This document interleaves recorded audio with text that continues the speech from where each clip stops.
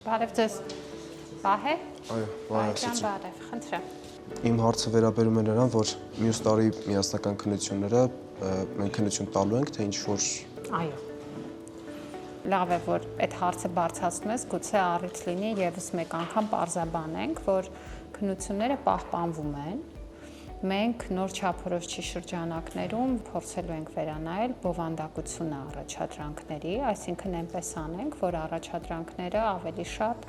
ստուգեն ոչ միայն մենակ գիտելիքը, այլև ձեր հմտությունները, որ ձևավորել եք։ Այդ փոփոխությունները մենք անելու ենք այնպես, որպեսզի մեր բոլոր այն երեխաները, որոնք 9-րդ դասարանը ավարտում են եւ գնում են 10-րդ, իրենք արդեն իմանան իրենց ընդունելությունը ինչպես է տեղի ունենալու, այսինքն գոնե 3 տարի առաջ։ Դուք կարող եք չանհանգստանալ, ձեր համար ընդունելության քննությունները լինելու են այնպիսին, ինչպիսին, որ դուք պատրաստվում եք։ Ուրեմն միասնական քննությունը թեստով է եւ դուք թեստ եք հանձնելու։ Միակ տարբերությունը, որը դուք չեք էլ զգալու, որովհետեւ դուք այդպես սովորել եք նոր չափորոշիչով, դա այն է, որ այդ առաջադրանքների բովանդակությունը պիտի համապատասխանի դպրոցում ձեր անցածին։ Իսկ դա այդպես պիտի լինի ցանկացած դեպքում։ Այսինքն դուք կարող եք հանգիստ պատրաստվել։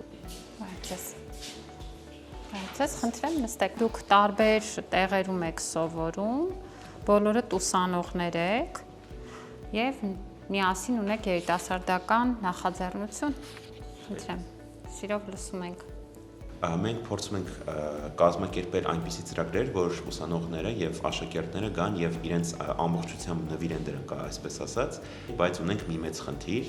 շատ երիտասարդներ ուղղակի չեն ցանկանում մասնակցել, քանի որ չեն հասկանում ինչ իրենց օգուտը։ Եվ հիմա դա է մեր մեծ խնդիրը, ինչ կարող ենք անել, որ մեր երիտասարդների շրջանում վերանա այդ գաղափարը, որ ամեն ինչ գումարի համար է։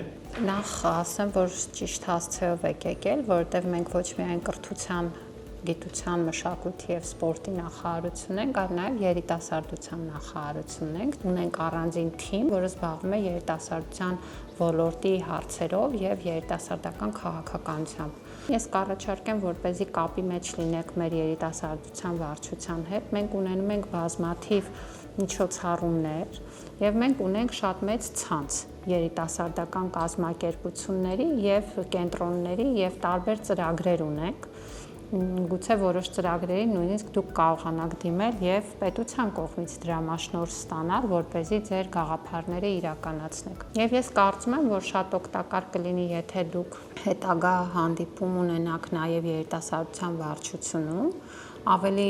հստակ ներկայացնեք դուք առաջիկայում ինչ եք ուզում նախաձեռնել, ինչ եք ուզում կազմակերպել, մենք էլ ձեզ ուղղորդենք։